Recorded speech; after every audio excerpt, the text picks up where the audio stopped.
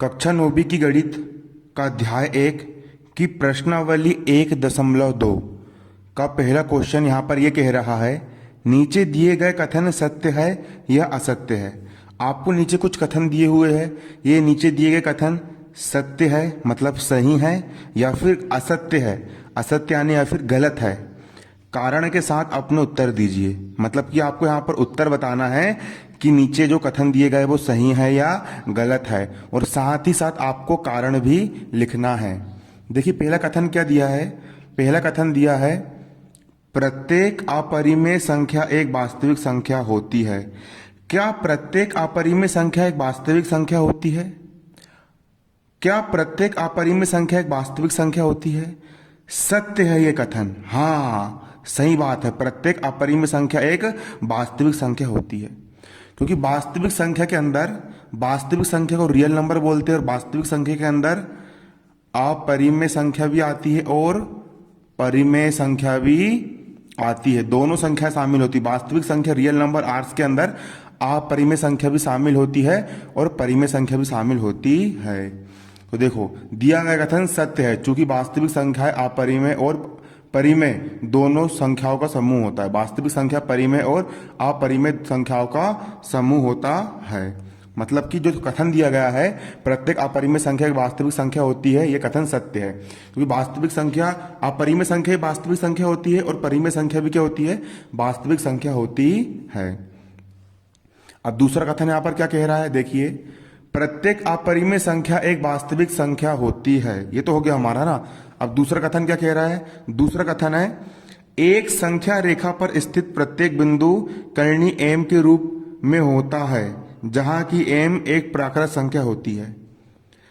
अच्छे समझो, यहां पर सवाल ये बोल रहा है एक संख्या रेखा पर स्थित प्रत्येक बिंदु, एक संख्या रेखा पर स्थित प्रत्येक बिंदु, एक संख्या रेखा, यहां पर देखो मैं एक संख्या रेखा बना रहा हूं, एक संख्या रेखा पर स्थित प्रत्येक बिंदु, ये भी एक बिंदु है, ये भी एक बिंदु है, ये भी एक बिंदु है।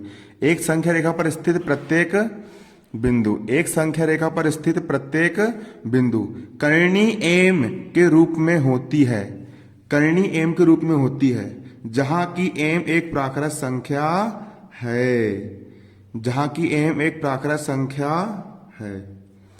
एम एक प्राकृत संख्या है मतलब एम के स्थान पर कुछ भी हो सकता है, एक हो सकता है, दो हो सकता है, तीन हो सकता है। माना कि मैंने तीन, तो क्या कर्णी तीन, तो क्या कर्णी तीन संख्या रेखा पर होगा? कर्णी एम के रूप में होती है जहां की एम एक प्राकृत संख्या होती है।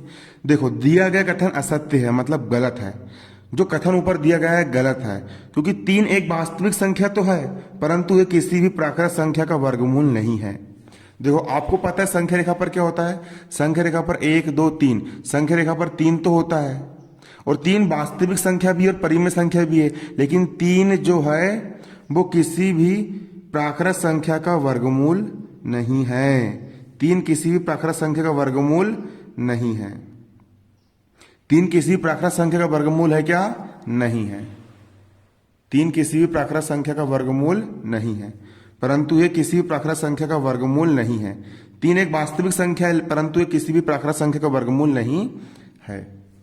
देखिए अगला कथन यहां पर ये कह रहा है, दूसरा कथन मतलब गलत है। तीसरा कथन यहां पर यह कह रहा है प्रत्येक वास्तविक संख्या एक अपरिमेय संख्या होती है।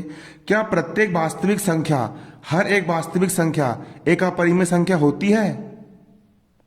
देखो पहले कथन में हमने ये जाना है कि हर एक अपरिमेय संख्या वास्तविक संख्या तो होती है, हर अपरिमेय संख्या वास्तविक संख्या होती है। तो क्या हर एक वास्तविक संख्या अपरिमेय संख्या होती है? असत्य है।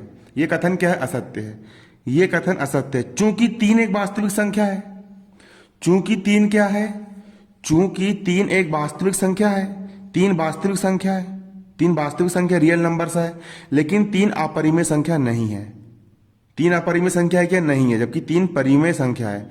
तीन कौन सी संख्या है? तीन परिमेय संख्या है, तीन अपरिमेय संख्या नहीं है।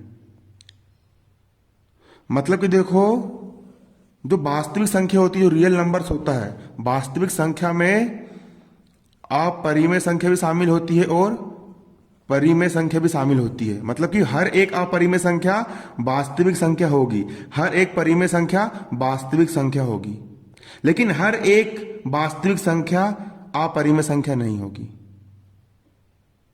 क्योंकि देखो 3 परिमेय संख्या तो होती है और 3 वास्तविक संख्या भी होगी, लेकिन 3 अपरिमेय संख्या नहीं होती है। अपरिमेय संख्या क्या होती है? अपरिमेय संख्या करनी वाली संख्या होती है। करनी 2 ये अपरिमेय संख्या है, करनी 3 ये भी क्या अपरिमेय संख्या है, करनी 5 भी अपरिमेय संख्या है ना। इस प्रकार से मतलब कि देखो कथन ने कहा था प्रत्येक वास्तविक संख्या एक अपरिमेय संख्या होती है। ये कथन गलत है, ये कथन असत्य है। चूंकि 3 वास्तविक संख्या तो है, जो 3 है 3 वास्तविक संख्या तो है, रियल नंबर तो है, लेकिन 3 अपरिमेय संख्या नहीं है। क्योंकि अपरिमेय संख्या करनी 2 करनी 3 करनी 5 इस टाइप से होती है।